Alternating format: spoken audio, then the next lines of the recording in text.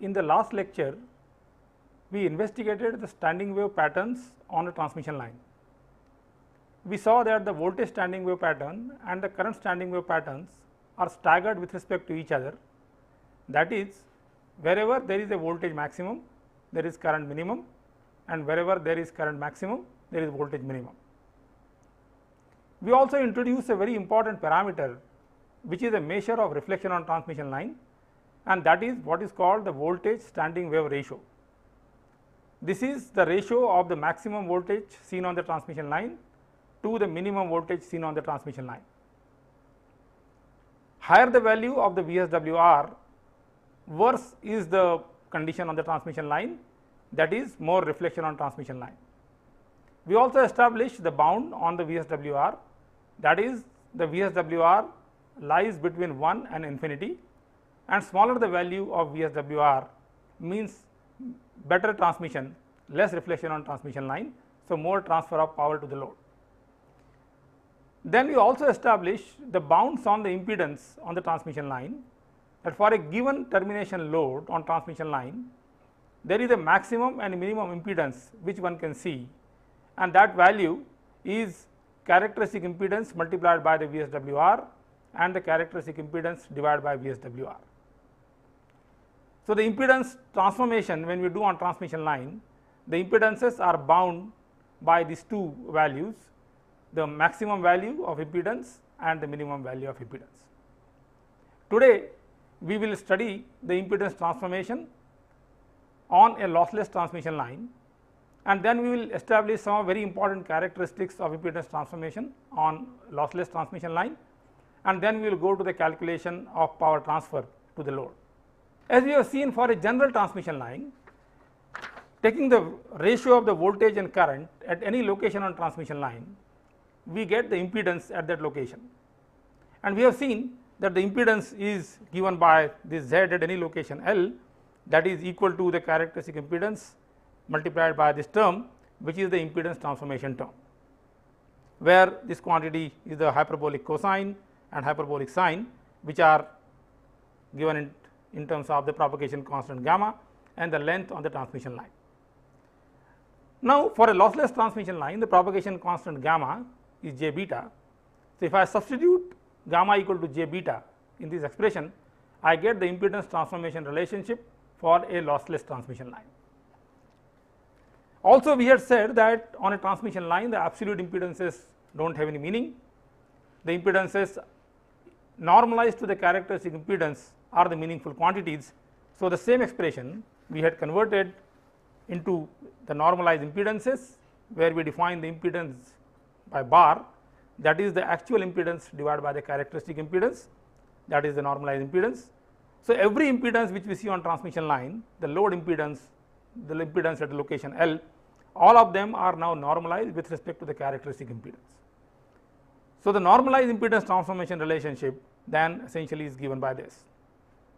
And as we had said, when the normalized value is equal to 1, that time the load impedance is equal to Z0. Similarly, when the normalized impedance at location L is equal to 1, the value at that location is equal to Z0. So, either we can use the unnormalized impedance transformation relationship, or we can use the normalized transformation relationship. However, now for lossless line, we substitute for gamma equal to j beta and get the relation for the lossless transmission line. If we substitute gamma equal to j beta for the lossless transmission line, the hyperbolic cosine gamma L, that is equal to the cosine hyperbolic of j beta into L, that is nothing but equal to cosine of beta L, whereas the sine hyperbolic gamma L is equal to sine hyperbolic j beta L, that is equal to j times sine of beta L. So, substituting these for hyperbolic cosines and sine in the general expression which we had got last time, we get now the impedance transformation relationship for the lossless line, and that is Now, the impedance Z at location L is equal to Z0, the characteristic impedance of the line, and characteristic impedance, let me remind you again, is a real quantity for a lossless transmission line. So, this quantity is real. ZL, load impedance cosine of beta L plus j times Z0 sine of beta L divided by Z0 cosine of beta L plus j ZL sine of beta L. If I take Z0 down here, this quantity ZL divided by Z0 will be normalized impedance. Similarly, I can take Z0 common from the numerator and denominator. So, the same expression as we had obtained earlier in terms of normalized impedances, that will be equal to ZL normalize cosine of beta L plus j sine of beta L divided by cosine of beta L plus j ZL normalize sine of beta L. So, either of the impedance transformation relationship can be used when we transform the impedance on a lossless transmission line from one point to another. This is the absolute impedance, this is the normalized impedance. Once we get this impedance transformation relationship, then we can establish some very important characteristics of impedance transformation on transmission line. And that is, we know that when we move on transmission line by a distance of lambda by 2, the voltage characteristic, standing wave characteristic, they repeat. So, if we take a ratio of voltage and current at a location, we expect that this characteristic would repeat at lambda by 2. Similarly, so the special points are, if I move a distance by lambda by 2, we will see also there is a special distance of lambda by 4, where something very special happens. And third characteristic is, if I terminate the line into the characteristic impedance, irrespective of the length of the line, the impedance will be always equal to the characteristic impedance. So, we have three very important characteristics of the impedance transformation on the line, and they are: the first one, that the impedance repeats itself, impedance value repeats every lambda by 2 distance.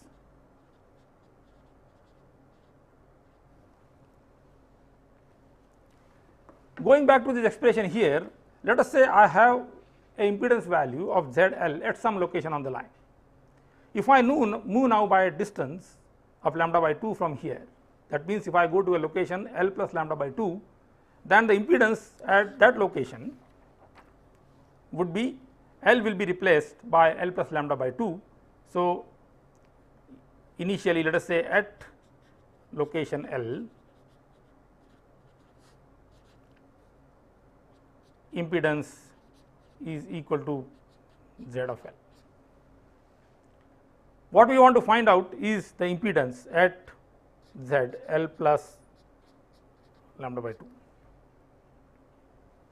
So, I substitute, I replace L by L plus lambda by 2. So, if I use the normalized relation, this will be equal to Z of L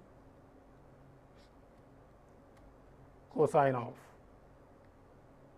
beta L plus lambda by 2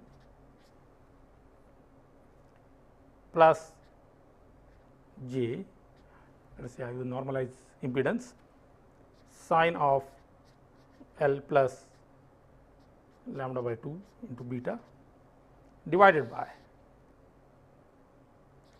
cosine of beta L plus lambda by 2 plus j Z bar of L sine of L plus lambda by 2 into beta.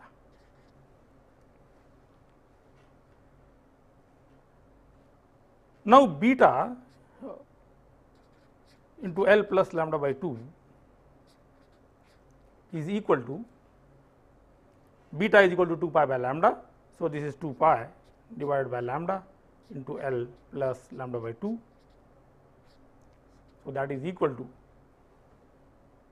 beta into L plus lambda will cancel. So, I will get plus pi. So, cosine of beta L plus lambda by 2 is nothing but cosine of beta L plus pi. Similarly, sine of L plus lambda by 2 into beta is nothing but sine of beta L plus pi. Now, cosine of theta plus pi is equal to minus cosine theta, and sine of theta plus pi is equal to minus sine theta. So, this quantity cosine of beta L plus lambda by 2 is nothing but minus times cosine of beta L. So, if I substitute into this, I get cosine of beta into L plus lambda by 2 is equal to cosine of beta L plus pi, which is nothing but minus cosine of beta L. Similarly, sine of beta L plus lambda by 2 will be equal to sine of beta L plus pi is equal to minus sine of beta L. Substituting now this cosine of beta L plus lambda by 2 and sine beta L plus lambda by 2 into the impedance relation here, we get the impedance at location L plus lambda by 2 as Z bar of L plus lambda by 2, that is equal to Z bar of L minus times cosine of beta L. I am substituting for this cosine minus cosine of beta L minus j times sine of beta L divided by minus cosine of beta L minus j times Z bar of L sine of beta L.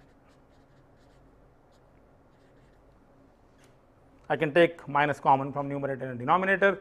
This is nothing but, so this quantity will be all will be plus, which is exactly same as the impedance ZL at location L on the transmission line. So, this is nothing but equal to normalized impedance at location L. That is the characteristic, very important characteristic on transmission line, that is the impedance repeats itself over a distance of lambda by 2.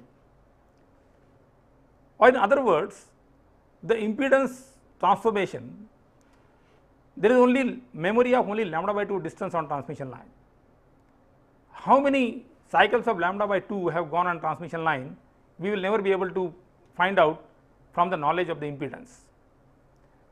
So, no matter what is the length of the transmission line, essentially modulo lambda by 2 is the spatial information which is available from the impedance transformation on transmission line. So, this is one of the very important characteristics for a lossless transmission line, that every distance of lambda by 2 the impedance characteristic repeat. The second characteristic is, if I move by a distance of lambda by 4, so second characteristic is the impedance at a distance of lambda by 4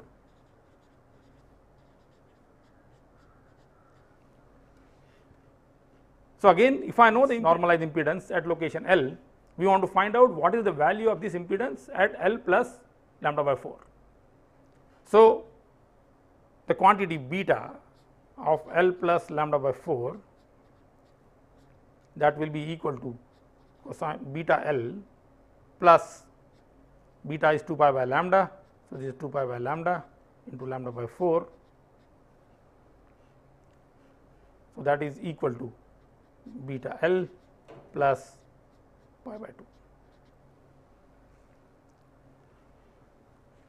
Substituting this now for beta L plus lambda by 4 in the transformation relation, I get the normalized impedance at L plus lambda by 4, that will be equal to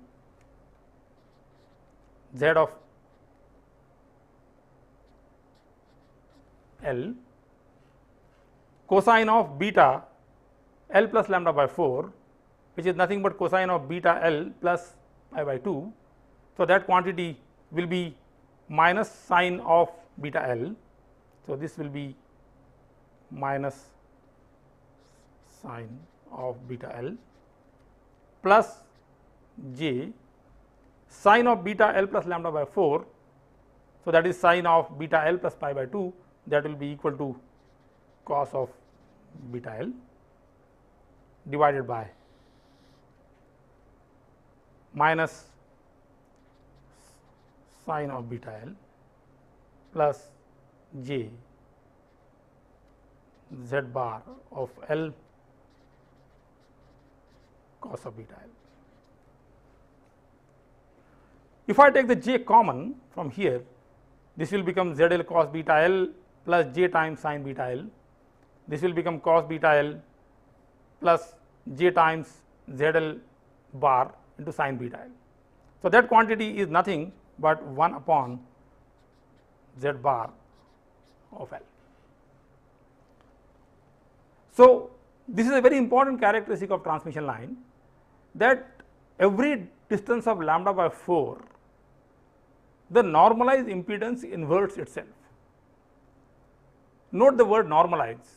It is not the absolute impedance, because absolute impedance, if it inverts, then dimensionally it will become admittance. The normalized impedance does not have any unit, it does not have any dimension, it is a dimensionless quantity. So, for a distance of lambda by 4, the normalized impedance will invert itself. So, if I have a value of impedance at some location on transmission line, if it is greater than z naught, after a distance of lambda by 4, it will definitely going to be less than z naught, because the normalized impedance will be the inverted value of the impedance at the previous location. So, by this, a distance of lambda by 4, the normalized impedance will invert. After lambda by 4, again the impedance will invert. So, impedance will become same. That was essentially the previous property, that every distance of lambda by 2, the impedance is same. So, when we talk about the periodicity of the impedance on transmission line, every lambda by 2, the absolute or the normalized impedance repeats itself, whereas every distance of lambda by 4, the normalized impedance inverts itself. And you will see later on, when we talk about the impedance matching characteristics, this property is used extensively for finding out the impedance transformation which can match impedances on the transmission line.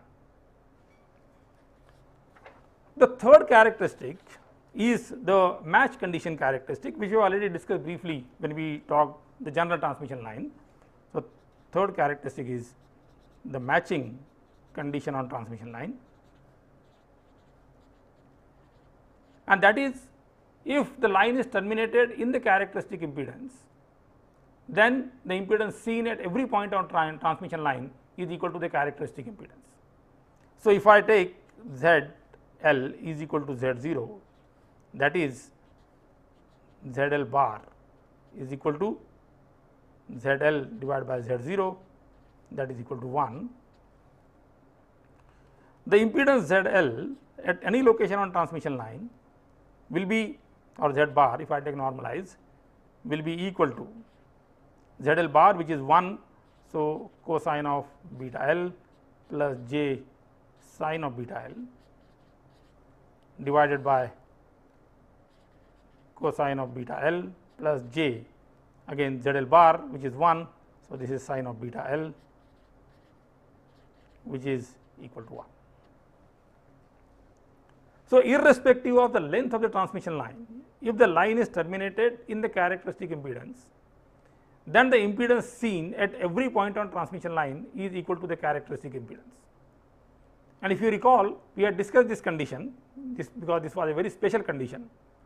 What that means is that once the line is terminated into the characteristic impedance, one does not have to worry about the impedance transformation on transmission line. You can use any piece of transmission line, and the impedance at the input of the transmission line will be always same, which will be equal to the characteristic impedance. We have also seen that when the ZL is equal to Z0, that time the reflection coefficient is 0. So, there is no reflected wave on transmission line, you have only forward travelling wave on transmission line, and as we had argued earlier, forward travelling wave always sees an impedance which is equal to characteristic impedance. So, this result is not very new. This result we have discussed earlier when we were talking about the general transmission lines, and that was if the line is terminated in the characteristic impedance, then the impedance seen at every point on transmission line is equal to the characteristic impedance. So, now these are the three very important characteristics of lossless transmission line. Let me summarize again. First, that the impedance transformation repeats of a distance of lambda by 2, all impedance values repeat every lambda by 2 distance. The normalized impedance inverts itself for every lambda by 4 distance, and if the line is terminated in the characteristic impedance, then the impedance seen at any point on the line is equal to the characteristic impedance. With this understanding of the impedance transformation, now we can go to the power transfer calculation on the transmission line. Initially, when we started discussion on transmission line, the purpose was to transfer the power from the generator to the load effectively. In the lossless case, since there is no lossy element present on the line, ideally the load should be such that the power taken from the generator is completely transferred to the load. However, as we have seen, if the impedance is not equal to the characteristic impedance, then there will be always reflection on transmission line. That means, whatever energy the generator supplied, that energy will reach to the load, will not find a condition which is favorable for the maximum power transfer, part of the energy will get reflected back, and this energy will come back and essentially hit the generator back. So, now when we talk about the matching condition or the maximum power transfer condition, there are two issues here. One is, when the power is given by the generator, it should be maximally transferred to the load. This is the efficiency issue, how much power really get transferred to the load. Second issue is that when the reflected power comes back and hits the generator, generator actually is not capable of absorbing power, it is delivering power. So, when this reflected power comes back with different amplitude and phase, it affects the performance of the generator, it changes its phase characteristics, amplitude characteristics. So, it is desirable that generator should not see any power coming and hitting back. So, for these two purposes, that the power whatever is given by the generator should be completely transferred to the load, and also no power should come back and hit back to the generator. We must make sure always that the impedance which the generator effectively sees is equal to characteristic impedance. So, there is no reflection with which will reach to the generator. Also, at the load end we do something so that the maximum power is transferred to the load. These issues we will discuss little later, but let us take a very general case at the moment and ask, if I have a transmission line which is connected to a generator on one end and the load at the other end, how much power will be delivered to the load? Again, going back to the original voltage and current equations, we can write down the power at the location of the load, that means at L equal to 0. So, what we discuss now is the power delivered to the load.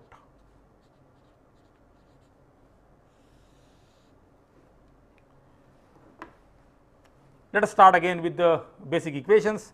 So, we have a voltage equation. So, the voltage at L equal to 0, that is the load end, that is V at 0, that will be equal to V plus into 1 plus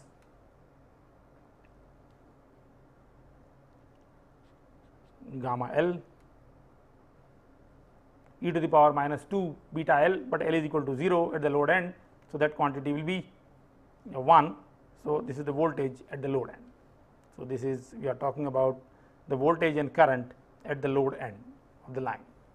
Similarly, I have current at L equal to 0 at the load end, that is V plus divided by Z naught into 1 minus gamma L. So, from the general voltage and current relations on the lossless transmission line, I find out the voltage value at the load end, current value at the load end. So, the power will be nothing but half real part of V I conjugate. So, the power delivered to the load P is equal to half real part of V at 0 multiplied by I conjugate at 0. If I substitute for the V 0 and I 0 in this, that will be equal to half V plus multiplied by I conjugate, which is V plus conjugate divided by Z 0 conjugate. Z 0 is the real quantity. So, this will be equal to V plus mod square divided by Z naught multiplied by this multiplied by the conjugate of this. So, this will be equal to, if I take the real part of this, that will be equal to 1 minus mod gamma L square.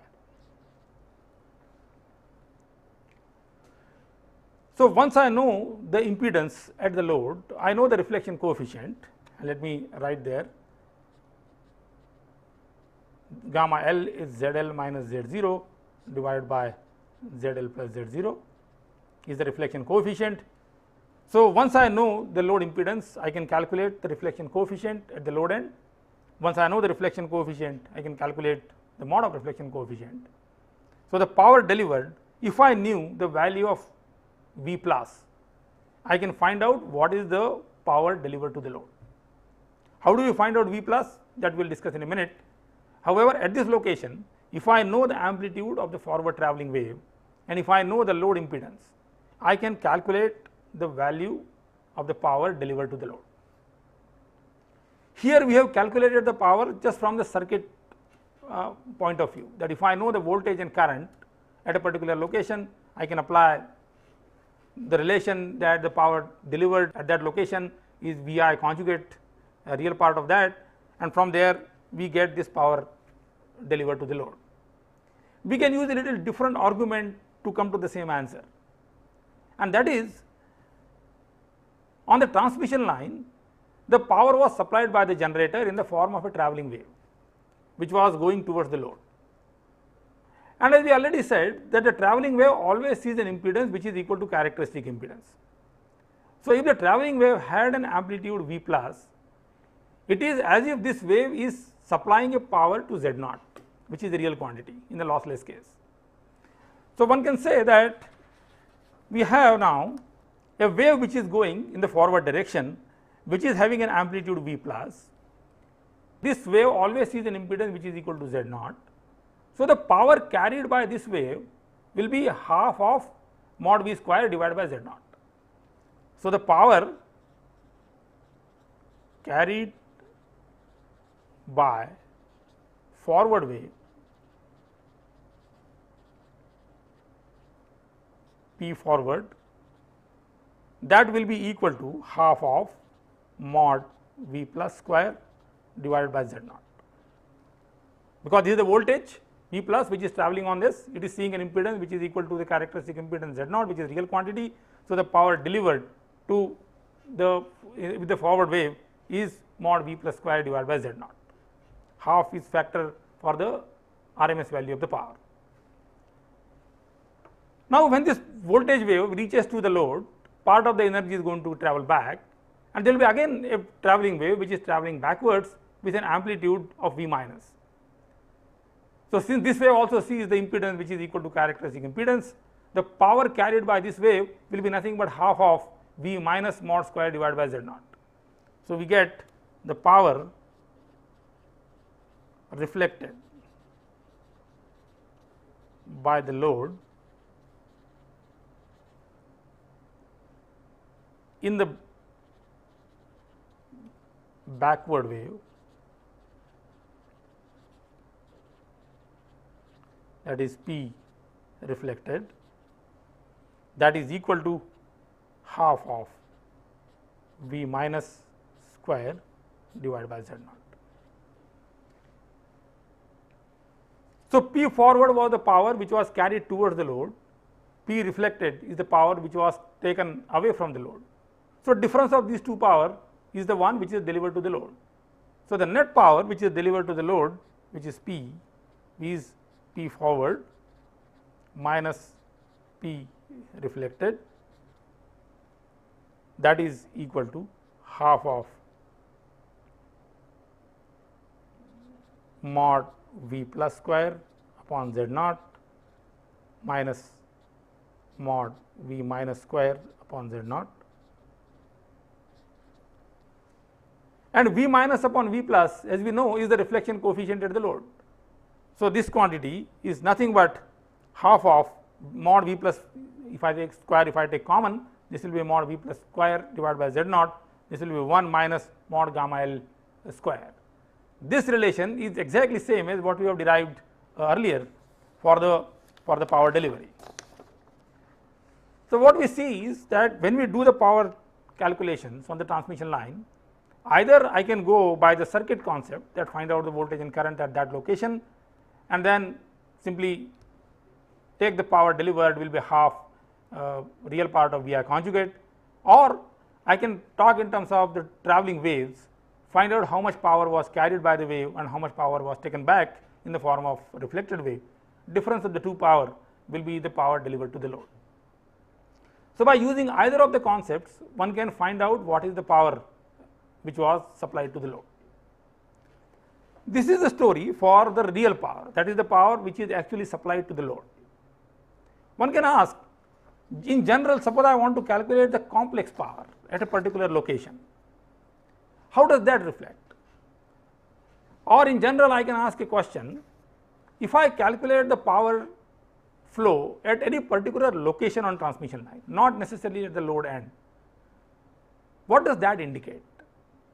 So, if I get the voltage and current at any arbitrary location on transmission line, that is V at some location L is V plus e to the power j beta L 1 plus gamma L e to the power minus j 2 beta L.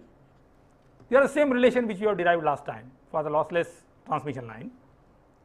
The current I L will be V plus divided by Z naught e to the power j beta L 1 minus gamma L e to the power minus j beta L 2 beta L.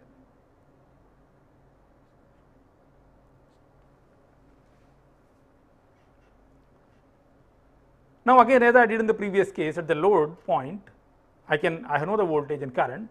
So, the power at that location L, total power, the complex power. So, complex power at location L P is equal to half of V I conjugate. I can substitute from here for V and I get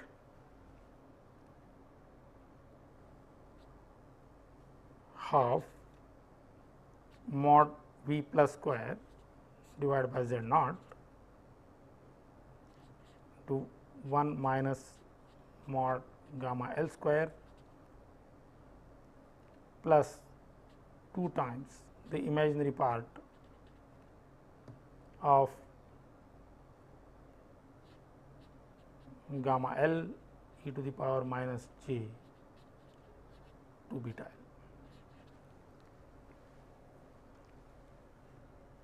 It is simple algebra. You substitute the value of V and I in the expression here, you get the complex power, which will be essentially given by this. Now, this quantity is just the imaginary part. So, the real part of the power, which tells you the actual power delivered at that location, is equal to this. This is the power which is the imaginary part of the power, what is called the reactive power. So, here we have a resistive power, and this power is the reactive power.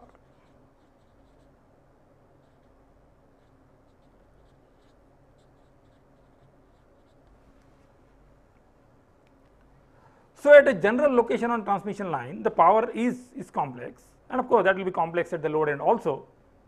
But the interesting thing to note here is that this resistive power at location L is exactly same as the power which we have got at the load end, this power.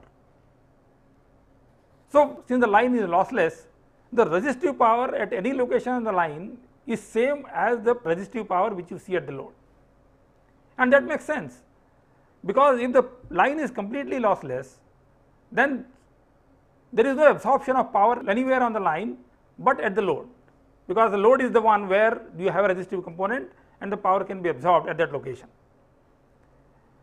So, wherever we are seeing on the transmission line, it is telling you a power flow, but this power flow essentially is the power which is ultimately going to get delivered to the load.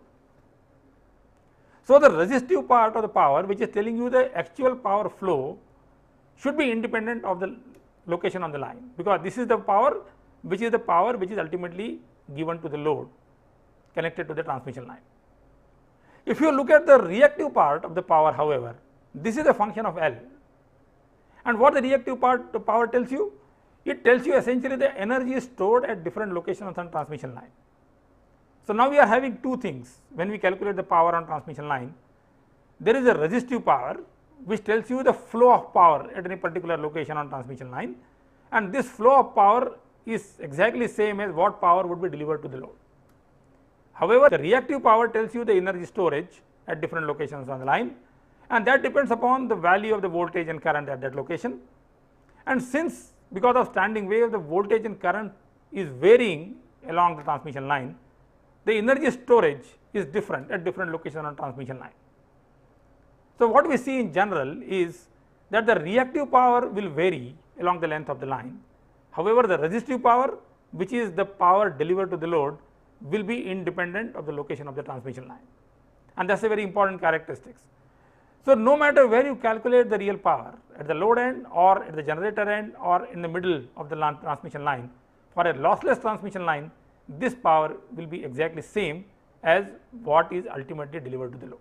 Having done this now, then one can come to the final question of the analysis of the transmission line, that everything we have done now, the impedance transformation relationship we developed, we also analyzed the power flow on the transmission line, but we have not evaluated final arbitrary constant of the voltage or current expression, and that is V plus, and that we did not do so far.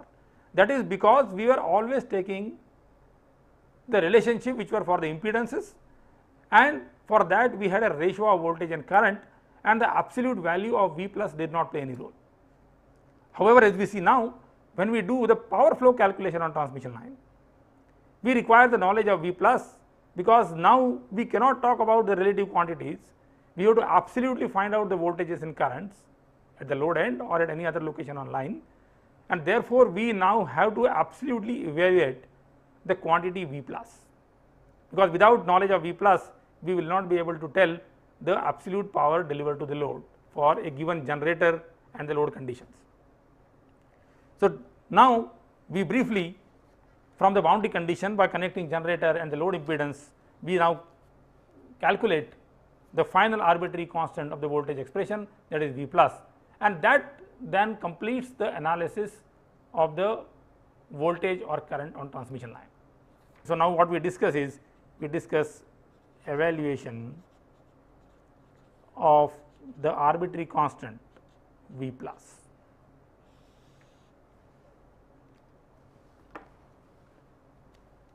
Let us take the general case. I have a generator here which is having a voltage which is Vs, then I have a transmission line which is of length L,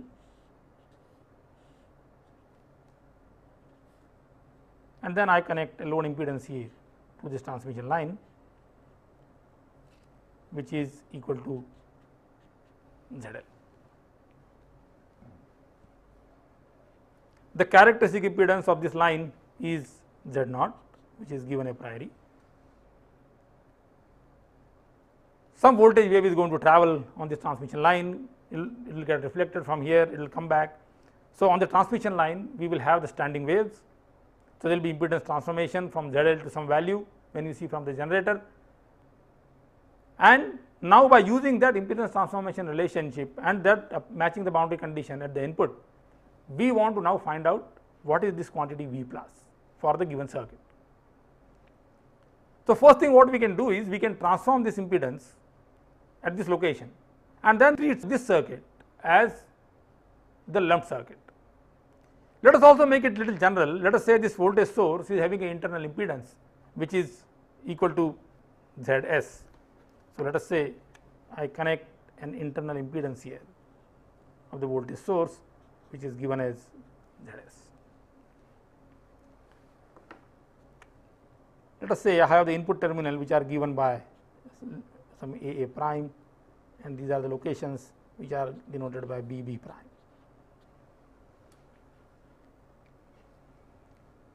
Once I know this ZL and I know this length, so I can find out what is the transform impedance at this location A prime. Let us say this impedance, if I see from here, let us say that is given as ZL prime. So, ZL prime is the transform impedance seen at the generator end for the length of this line L and the terminating load ZL. Once I transform the impedance, then the whole circuit now is a lumped circuit at this location. I do not have to worry about the distributed elements.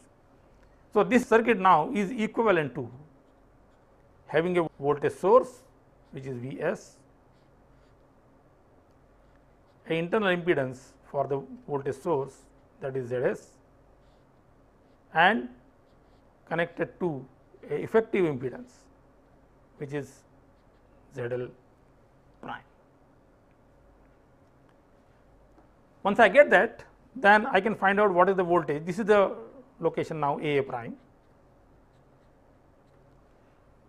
So, by using the lumped circuit analysis, I can find out the voltage at this location. I can also find out the current at this location.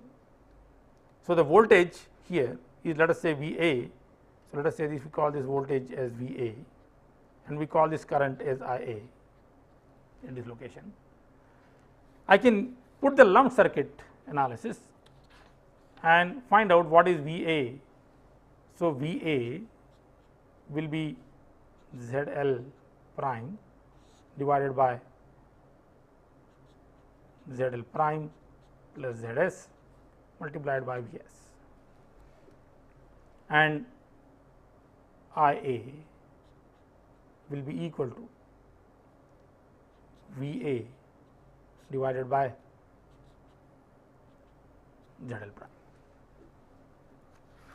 So, from the lumped circuit analysis at the generator end, I know the voltage and current at the input end of the transmission line. I can write down the voltage and current at the input end of the transmission line using the transmission line equations. So, knowing now the load end impedance termination ZL and a distance L from that, essentially I have to get the voltage and current at a distance L from the load end. So, I know from now the distributed elements thing that the V at the input end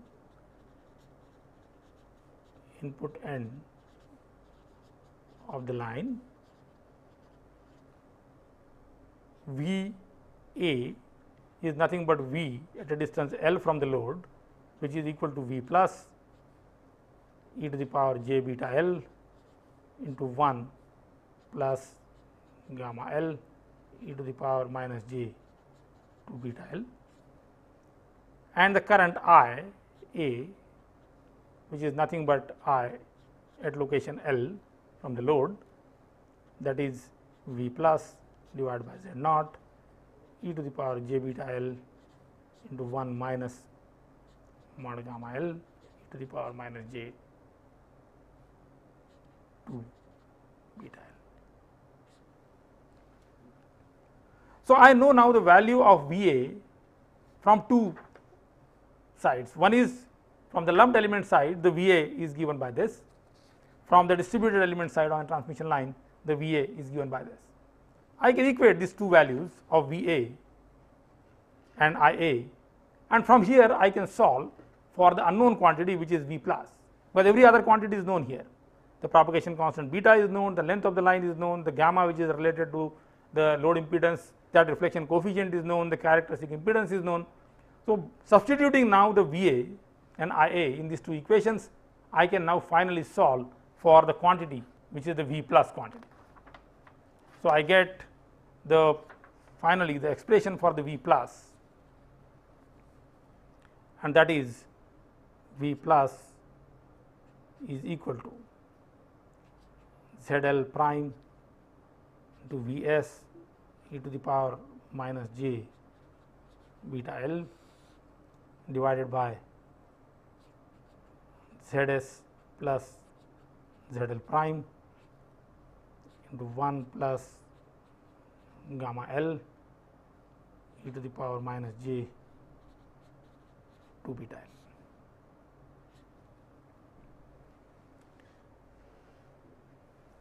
Once I know the value of V plus, then my problem now is completely solved. I can substitute that into the power calculation, and I can find out what is the power delivered to the load or what is the power at any particular location on the line. This is now a complete solution to the voltage and current on the transmission line. So, let me summarize what we have done so far in the transmission line. To start with, we made a case that when we increase the frequency, the concept of lumped element is not adequate, because the space has to be brought into picture, and then we introduce the concept of what is called the distributed elements. In the framework of distributed elements, then we wrote down the voltage and current relations, taking the limit that the size of the circuit tends to 0, so that the model is valid at any arbitrarily high frequency. We got the differential equations for voltage and current. We solved the voltage and current equations, and then we got a general solution for voltage and current on transmission line. Then we imposed the boundary conditions, that was the impedance boundary conditions on transmission line, and then from there we evaluated certain arbitrary constants on transmission line. We define very important parameters on transmission line, what are called the reflection coefficients and the voltage standing wave ratios. Then we studied the impedance transformation relationship on a transmission line. We took a case which was a special case, that was a low loss or lossless transmission line. And then we found some important characteristics of the lossless transmission line. Further, we went and investigated the power flow on transmission line and calculated how much power will be delivered to the load. And ultimately, we found out the final unknown arbitrary constant, which was V plus on transmission line, so that we can now calculate the absolute power delivery to the load for given conditions. So, this now essentially completes the first part of analysis of transmission line. So, here onwards now we will go to more application of transmission line. We will go and discuss now a graphical representation of transmission line or graphical tool for analyzing the problems on transmission lines, and later on we will go to applications of transmission lines at high frequencies.